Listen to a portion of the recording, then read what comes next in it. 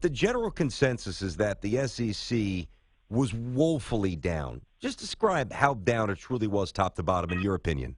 It was pretty bad. It was down here, obviously, when you have a 4-loss team in Auburn going to the Sugar Bowl. That's a problem. But really, I mean, I don't really see it as conference prestige or power anymore. I think that narrative has sort of gone by the wayside in terms of the playoff. We saw Ohio State win the whole thing out of a bad conference 2 years ago.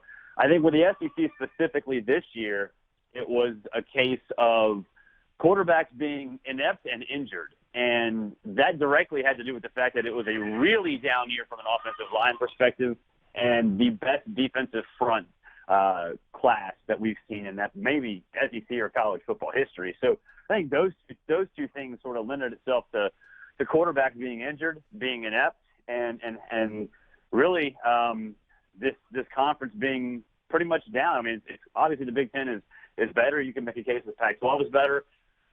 Is it a referendum on anything other than those teams having issues? Not really. I mean, I think all teams are flawed. Everyone, even the ones in the playoffs, are flawed. I'd say Alabama. Who's the least flawed besides Bama? Of the other three, who's the least flawed?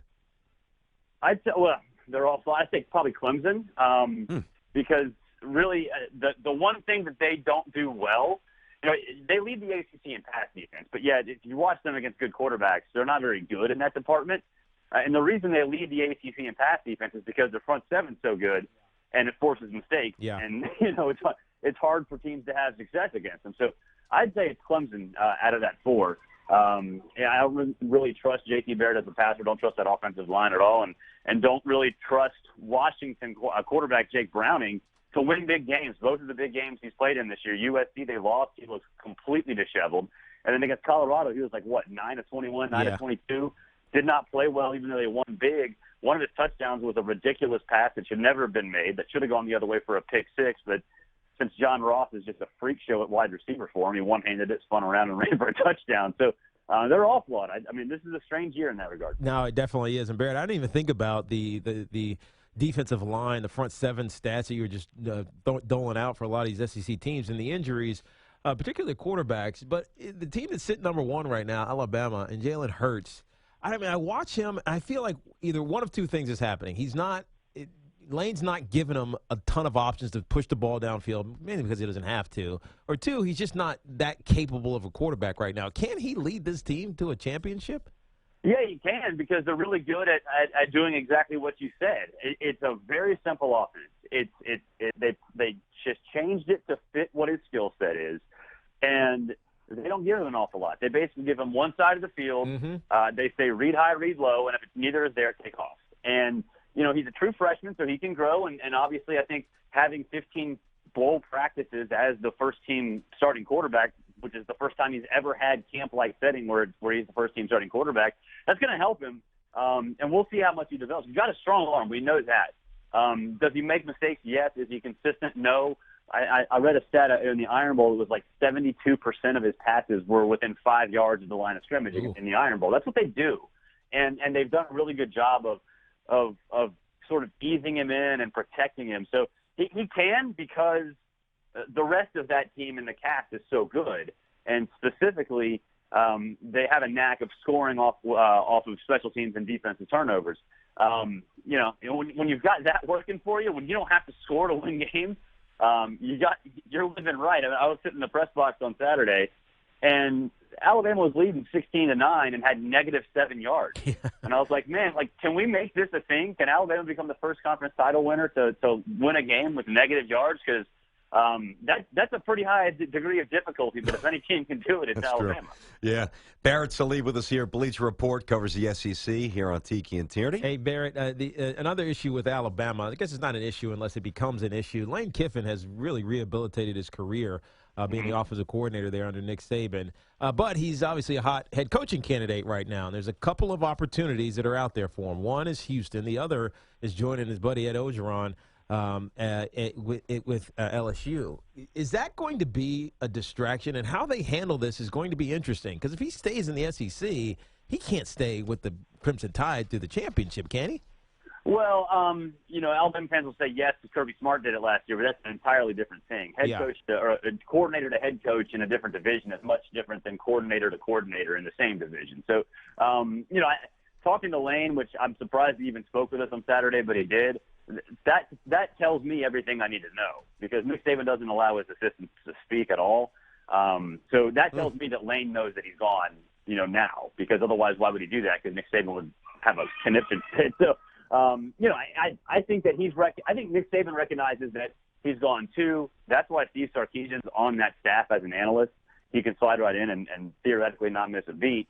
But I think it does matter. It does depend sort of on what job he gets. If he gets Houston, maybe all parties involved think it's a good idea for him to coach, because that's a good pub for everybody, including Houston.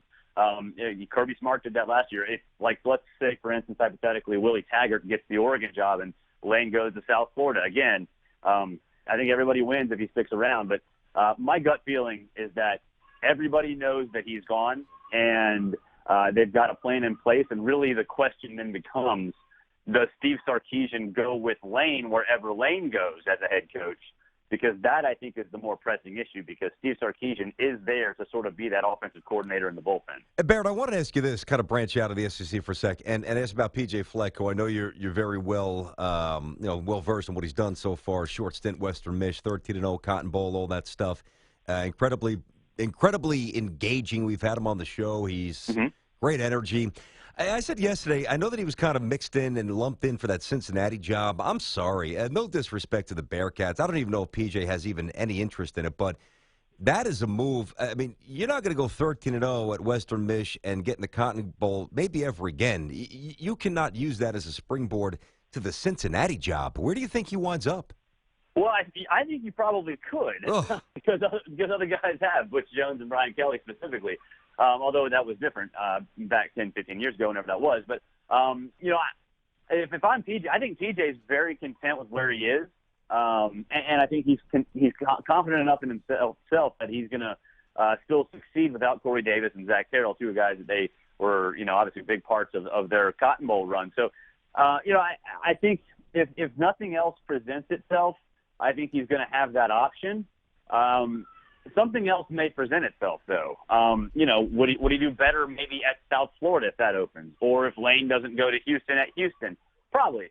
But I wouldn't be averse to him taking a sort of a power group of five job, a big market group of five job where he can succeed in, because those jobs I think are pretty safe in the sense that if you win, and it's very easy to win at those, you're going to get the big boys sooner rather than later. So I think you should. If that's the direction they go, that's a really good job. They've poured a ton of money into it, and I think that the South Floridas, the Central Floridas, the Houstons, these big money, these big market, really solid group of five jobs. Yeah. You only have to do 1 or 2 years there. And well, I'll tell you, you're getting a big one. To be fair, that makes sense. But just for my audience, the Cincinnati, when you talk about Brian Kelly going to Notre Dame eventually from Cincinnati, Brian Kelly, before that at Central Michigan, went 4-7, 6-5, 9-4, and played in no bowl games. That's not going 13-0. I know you kind of lumped them in there. I just want to clarify that. It's a big difference. No, it is a difference, but the thing, I think it's a difference without really much of a distinction, because you're still having a lot of success in a very tough league to get eyeballs on. You made a name for yourself. So, I mean, not to diminish what 13-0 is. It's way better than what Kelly did, what Butch Jones did in the MAC, all that stuff. Yep. But I think the result and the effect is sort of the same thing.